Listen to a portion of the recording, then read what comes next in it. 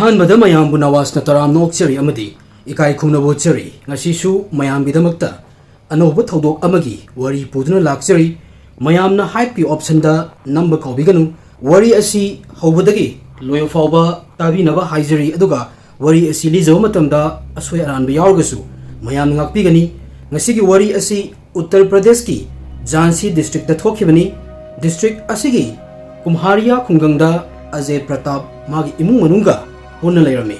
imung asida mahaki loinabi Susila machanupa Santosh ki Ahanba loinabi Ragini ani subi loinabi Puja amadi Puja gi machanupi Ruby punna lairame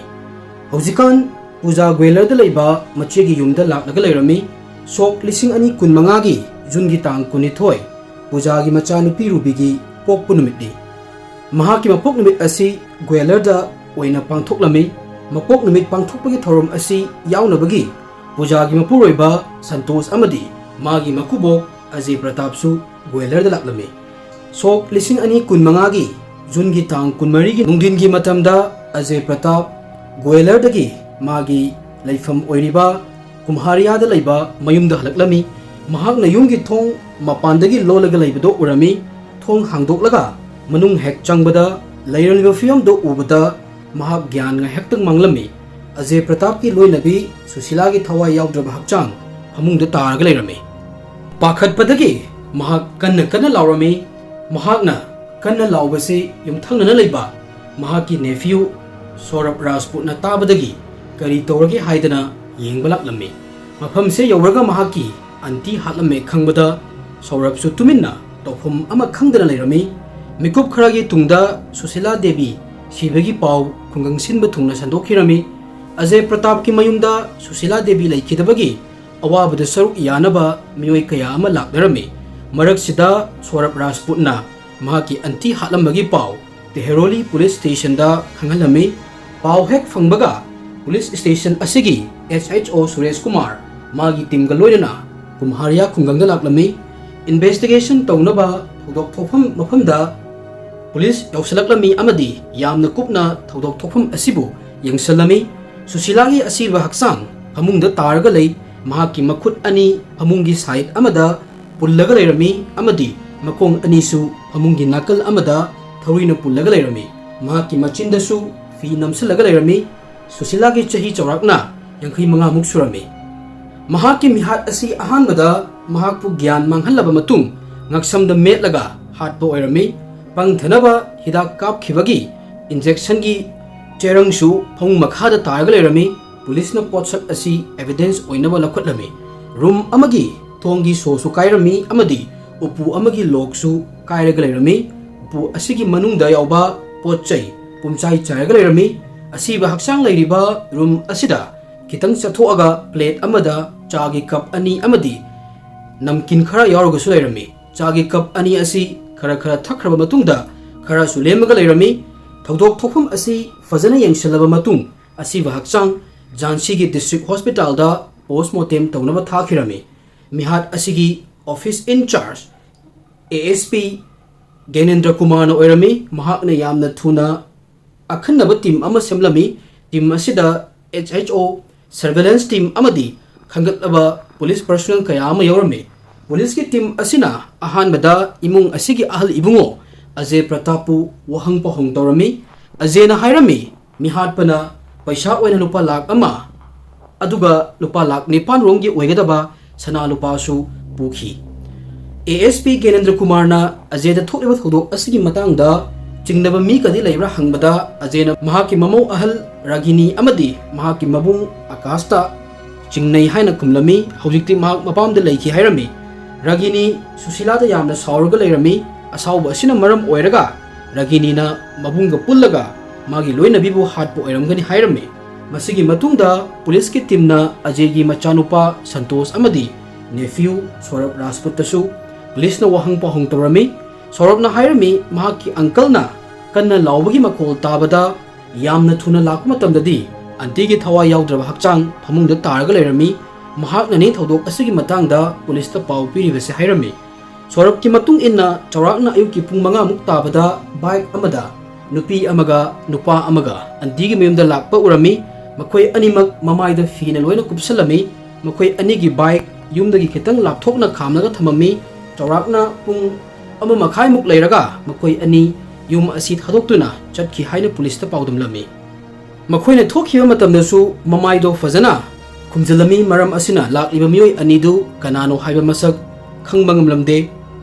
amadi bike su lakna khambana maram oiraga bike ki number su note tawsalhoba natragana wakhalda laihoba oide hairami.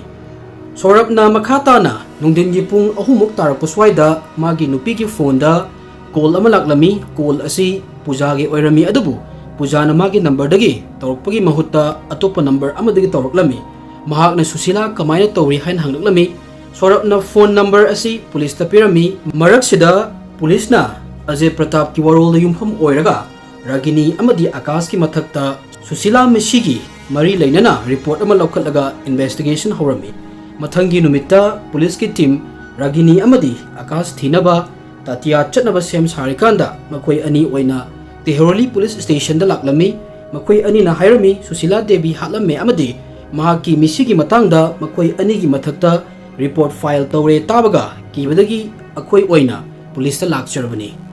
Ragini na police ta yamna sengna chumi aihak aigi ipuroibagi imung manunggi mioi singda yamna sawi amadi pendaba fawi maramdi mahaki maburoiba Santosna Lukhrabi Devrani Pujabu magi ani suba nupi oina lausalami. Magi mane makuna pujada nungsifam thokpa changdagi hena nungsiba amadi mabu lumna loba uraga magi thamoida yamna nungai halamde hairami. Maram asidagi ipuroibagi yumda laibagi mahutta ipamda laibani hairami. Ragini na police ta mahak amadi magi mabung Manembok Misiga aimta mari lainade akhoi anibu aranba case panchilibani hairami. Asengma achumba wafamdi magi makubok Ajay amadi pujana khangbani hairami. Police na Ragini gi wafam taraga machin manau ani maral laite haina khalami. Maram asina makoi animak police station dagi chatkibagi ayaba pirami adabu makhataba investigation da darkar leiragadi kaurakani matambuda police station da lakadabani hairami. Masigi Matung police na Ajay Pratap ki mamo pujada amuk chingnaba haurami. Chingnabagi atopa maram amasu lairami madudi Manembok Susila Devi siba numit humni sure adubu haujiksu puja mapuroibagi yumda laklamde. Mobile gi through da puja mapuroiba amadi makuboka pau faunarami amadi police ki investigation gi update itat tatna makoi anidagi laurami. June gi tang kun ga tareta police ki team na mapuroiba Santos ki matenga loinana suspect amma oina goelar dagi puja faraga Tehroli police station da puraklami. Police na Manembok Susila mi hat ki matangda hangbada yamna thuna puja na mana tawbanate hairami. Mahak na hairami numitsidadi ay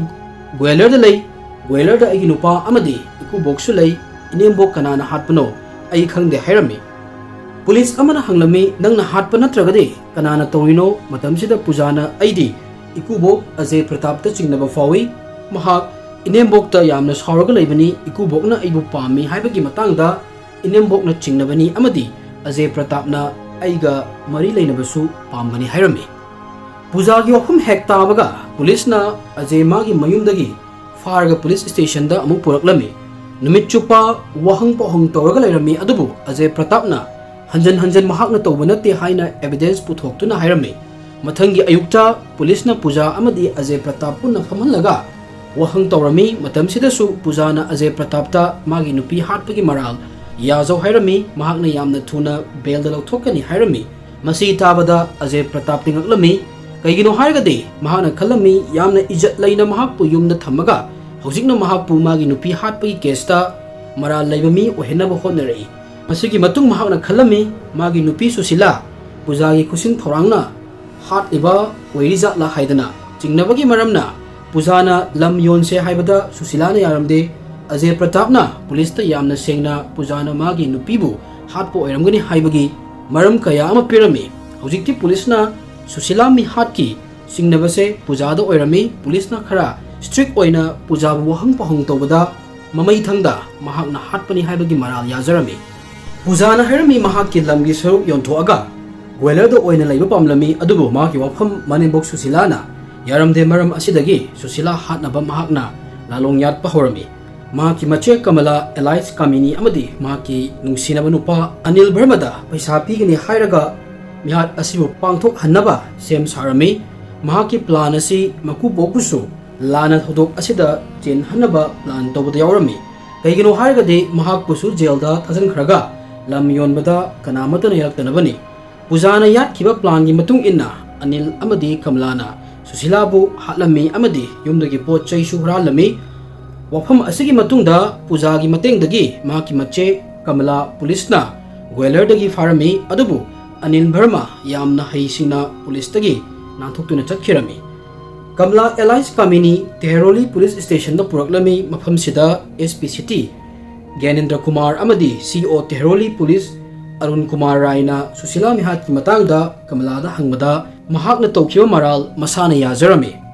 Adumoinamak Lut Tokiba Potchaidi Kamladagi Fanglamde Sanalupagi Matangda Hangba Matamda Kamlana Anil Burmagi Manakta Loinamak Laiki Amadi Mahakna Sanalupa Sing Asi Yonbagi Jewelry Dukan Amat Thiraga Lady Hirami Puja Amadi Kaminina Susila Mihat ki Maral Masana Ya Zabadagi Pulisna Laikidraba Susila Debigi Mapurubagi Statement da Yumfam Oiraga FIR Amala Kotaga BNS Section Gi Makada Officially Oina Farami Matangi Numit Sok Lising Ani Kun Mangagi Jun Gitang Kun Mapanda Pulisna Makoi Anibu Jansi Gi Korta Putoklami Mafam Sidagi Makoi Ani District Jail da Thajilami Sanalupa Anil Burmagi Manakta Laikibana Pulisna Mahapu Fanaba Tirami Informer Kayama Thatoklami Jun Gitang Kuntra Nuidangi Pung Mapan Muktarak Paswaida Teheroli Police Station Gi SHO Suresh Kumarna Informer Amadagi Pau Ama Fanglami Pau Asigi Matung Inna Anin Burmana Huran Kiba Sanalupa Magi Marimata Amada Pinaba Bagora Dagi Chatnaba Sem Sare Heraklami Pau Asi Hek Fangbaga CO Teheroli Arun Kumar Rai Inspector Suresh Kumar Amadi Uldhan Police Station Gi SHO Dinesh Kumar Moigi Team Galwenana Guria Tirahida Yoroklami Achat Awok Sing Check Toba Horami Charakna Midangi Pung Tara Muktabada Chingnaningai Oyo Bike Ama Urami Police na Bike Khamnaba Hairubada Khambagi Mahut Bike ki speed like Kalaga Yamna Yang Thorami Aduga Police na Nomai Kapsilaklami Police na Halaga Nomai Kapada Anin Burmagi Makongda Palami From Sidagi Mahapu Police na Farami Amadi Susila Hatlaba Matungda Yumdagi Huran Kiba Lupa Lak Nipan Muki Oegedaba Sanalupa Anin Burmadagi Fanglami Police na Susila Mihata Sinakiba Bike Amadi Maikum Fagatlami Susila Pang Thanaba Kap Kiba Sirins Police ta Pirami Mahakna Bike ki Diki da Lolaga Thamlamani Sok Lising Ani Kun Mangagi July Gitang Ahumda Police na Anin Burma Jansi Court ta Putoklami Amadi Mafam Sidagi Mahaksu District Jail Thajilami Mafam Sida Hanadagi Puja Amadi Kamla Lairibani Police ki investigation dagi fanglakpa information Thodok Asibu Tawriba Miyoi Singi Warol Amadi Siriba Imung Sigi Miyoi Singdagi Fangba information da Yumfam Oiraga Jansi da Laibi Nupi Ama Matokar na Heart ki Haibagi Akupa Marol Amuk Khangminasi Uttar Pradesh ki Jansi City ki Premnagar Police Station na Konba Mafam Mahabiranda Ram Jatak Magi Imung Manunga Yamna Gyan Dana Lerami Imung asida Magi Nupi Sarla Machanupa Ani Nipat Amadi Ganpat Machanupi Ani Puja Amadi Kamlani Bodaram Railway da Loco Pilot Oina Thabak Torami Mahaki Machanupi Kamla Elias Kamini Mapung Maray Fana Chaurak Padagi Mahakpu Gweler Dagi Suras Jatab Koba Nupa Amaga Luhongbirami Puja Bodaramgi Itom Tomi Machani Puja na Masagi Chahite Churapada Mama Ibe Masarla Taibang Pan Thadok Chatkirami Masigi Matung Manembok Ahal Lilabatina Mabu Chauno Yopirakpani Pujana Chauba Sum Hengalakpagal Winana Magi Fazabasu Asum Hengalaklami Class 12 Pass Torwa Matung Puja Makhata na Larikta Matoklami Luhong Khongdongba Yabagi Matam Yorokpaga Budaram na Mahaki Afabanupa Thiba Horami Budaram na Puja Gidamak Railway da Thabak Toba Ramesh Jatab ka Luhongba Pamlami Ramesh Jatab Orchada Magi Parents ka Puna Lerami Astrologer gi Matung Inna 2014 gi May gi Tang Marida Puja Ramesh Jatab ka Yamna Chawna Luhonglami Luhonglaba Matung Tha Kharadi Makoi Ani Yamna Harau Tayamna Leminarami Adubu Yamna Thuna Makoi Ani gi Marakta Yanadaba Horoklami Ahanda Maramna Ramesh Jatab Joint Family Oina Leibagi Puja Magi Nupaga Tonganda Yum Amada Leiba Pamlami Adubu Ramesh Mama Mapadagi Tongana Leiba Pamlamde Anisu maramna 2016 da Ramesh ta nomaina kapaga hatnabagi attempt toroklami thodok asi Ramesh na pujabu mapamdagi orchada halakpagi lambi da thokhibani Ramesh ta thodok asi pujana thokhanbani haina khalami maram asina Ramesh na pujagi mathakta Premnagar Police Station da report ama file tawrami police na pujagi mathakta Arms Act ki makhada section 254 amadi IPC section 506 ki makhada mahakpu faraga jail da thajilami thodok asigi matungda puja amadi Ramesh ki mari tathirami chawrakna tha taruk muk leiraga Bodaramna pujabu bail da lawthoaga mayumda helami court ki hearing gi mahak Jhansi court ta adum chatlami nongmadi mahakna Kalyan Allies Lakhan Rajput ke thengnerami nupa asigi mathakta potchai huranba mingondagi munba amadi khatna chainabagi case kaya amalairami mahak su Jhansi court ta hearing gi adum laklami Kalyan Allies Lakhan gi mapa Ajay Pratap Rajput Jhansi district ki Kumharia khungangda leirami mahaki imungda Ajay gi nupi Susila amadi macha ani Santosh Kalyan Allies Lakhan leirami Ajay Pratap ki lawu singu tawnaba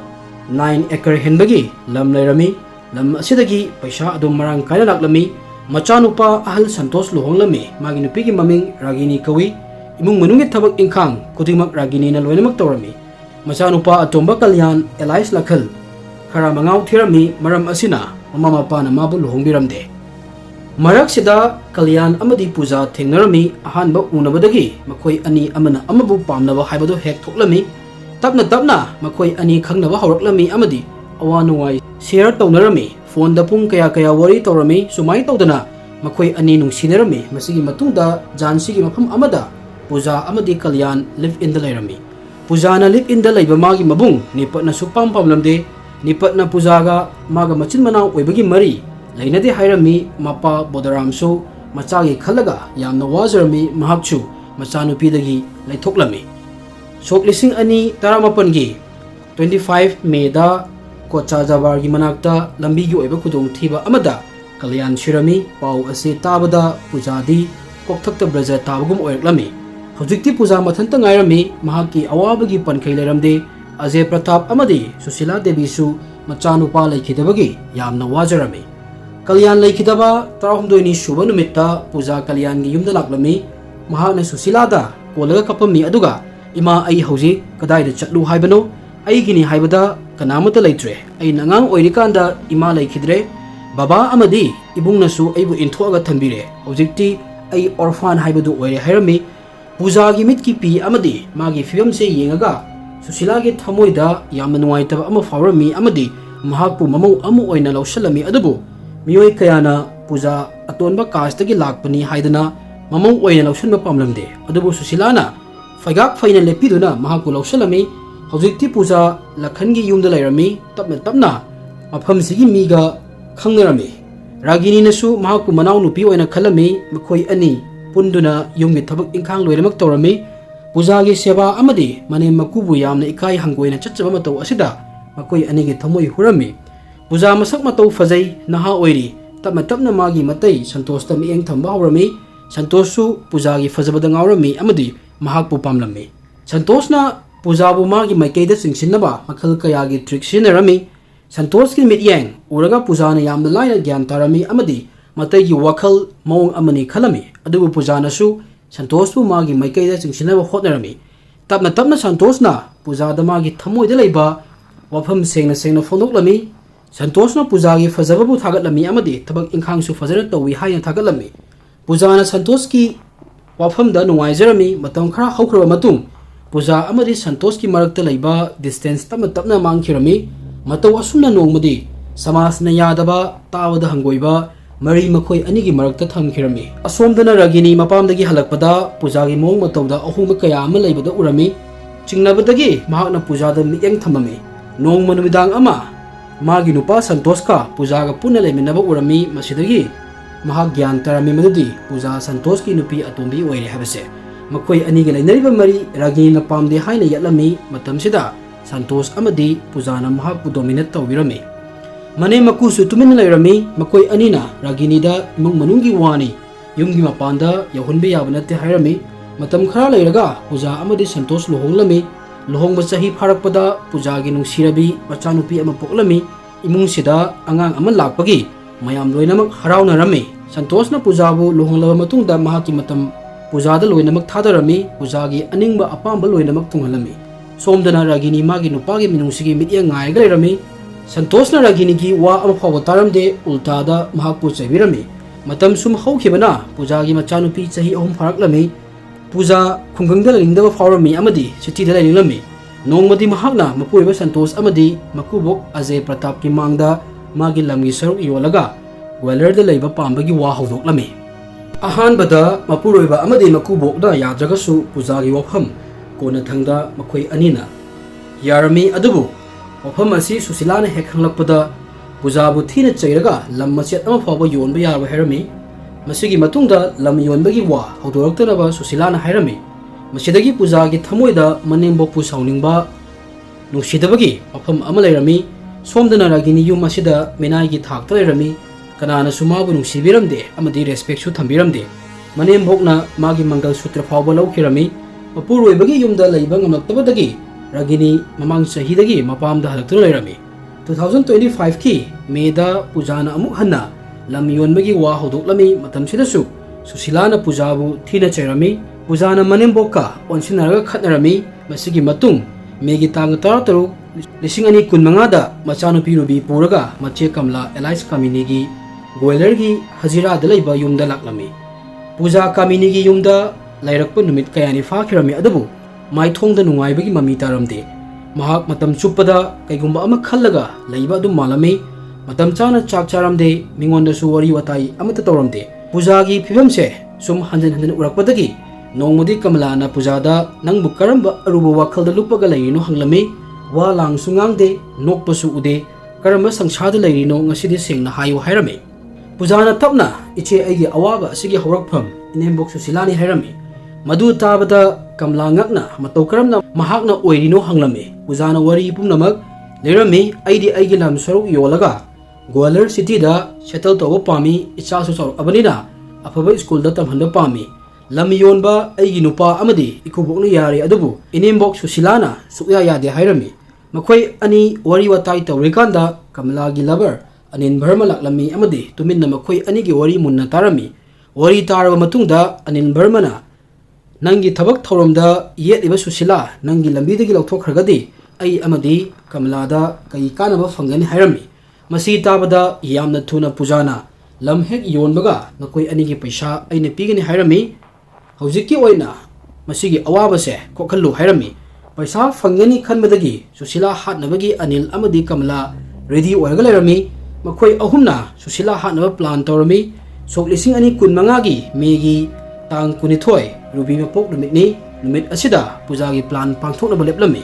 Pujana machanupigi birthday yaunaba mapuriba Santos amadi Ajay Pratap pu Goilerda laknaba kawrami. Magi asengba plan manembok Susila mathanta leiradi mabu yam laina hatnabani. Ruby birthday yaunaba Santos amadi Ajay Pratap Rajput Goilerda laklami birthday yamna chawna pangthoklami. Mathangi numitta Santos lehunaba Pujana hairami kaigino hairagadi mahak amuk hanna pregnant oire adubu